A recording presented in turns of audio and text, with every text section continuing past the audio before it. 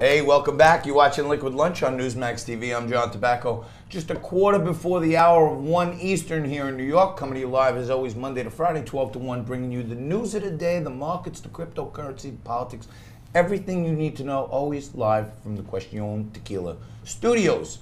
Today, we do some politics with Bill Cortese. Bill, thanks for joining us again. He was on What's the Deal, returning Sundays at 1 on June 30th. And now you're on Liquid Lunch. It's amazing. He's a Republican strategist. He's a good friend. Knows where the rubber meets the road. Knows where the bodies are buried. He buried a few. When he was in the Young Republicans. Just before getting to that, Dow Jones breaks through 26,000. So there could be a breakout here on Friday afternoon. If it holds its gains today, next week could be a rocket. And at the same time, I don't want to say I said it, but Bitcoin busts through 8,000, about 8,100 now. Could be 9,000 by the time we get here Monday. I'm not giving you any financial advice. I'll give you some political advice. If you need something done, get Bill Cortese, because Bill, you worked on campaigns, a life of it. You know what's the whole climate right now with, like Maxine Waters saying anyone who's a Trump supporter is a scumbag. What's happening out there? It's crazy. I was just down in D.C. earlier this week, and it's a madhouse down there. It really is. Where you think Democrats could take advantage of some of the missteps by the Republicans, I mean, they've doubled down on their craziness. And Nancy Pelosi earlier this week talks about she'd rather see Trump in prison than impeached. And I think it's just remarkable to see kind of how they're actually ratcheting things up. And I think they're overplaying their hand. So when you mention Nancy Pelosi, I need a drink. Sometimes on Liquid Lunch we shake it up. Sometimes we do it neat, dirty. Today I'm doing some question.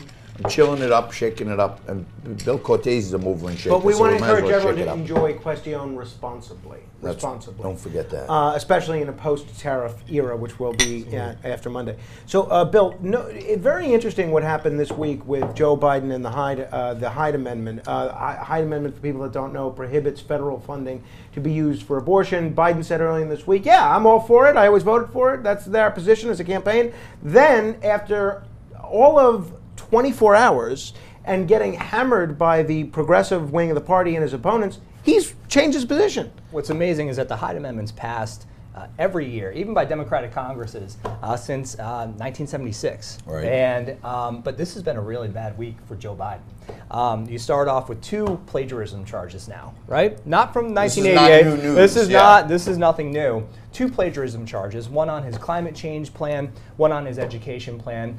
The other, he skips the California Democratic Convention. That, I believe, is the same convention that they booed John Hickenlooper, who God forbid, denounced socialism. And so now you have the Hyde Amendment, where he's switched, something that he's been a supporter of for the 50 years he's been involved in politics. You know, it's National Donut Day.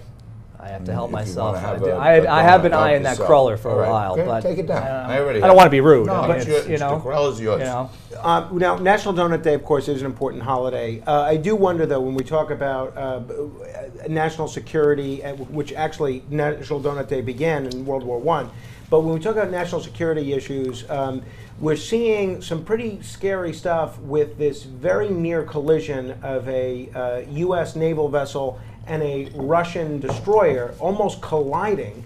And I'm curious, as a Marine yourself, what does this mean for the future of our relations with Russia? It's not looking great. No, I mean, listen, I think everyone understands that the Russians are going to do everything they can to harass our ships, whether it's in the Persian Gulf, whether it's in the Pacific. Yep. When you look at the video, it's very clear that these were the Russians pulling up very quick on the U.S. destroyer. They're disputing that. They're saying it was our guys. I would expect nothing less. Yeah, and we have the video that people can judge for themselves. I think we should send Ivan Drago over there to try to mediate this. You know how, like, Obama sent Dennis Rodman to North Korea? Maybe we send Ivan Drago. Yeah, or at least Dolph Lundgren. Dolph Lundgren, that's it. I mean, I like him better. If you want a killer strategist for anything in the world of politics, you want a bright, young, intelligent man who's got energy, you go track down Bill Cortese or call me. I'll put you in touch with him. But Bill, thanks for coming down. Appreciate it. Thanks for celebrating John, National thank you so Donut much. Day with us.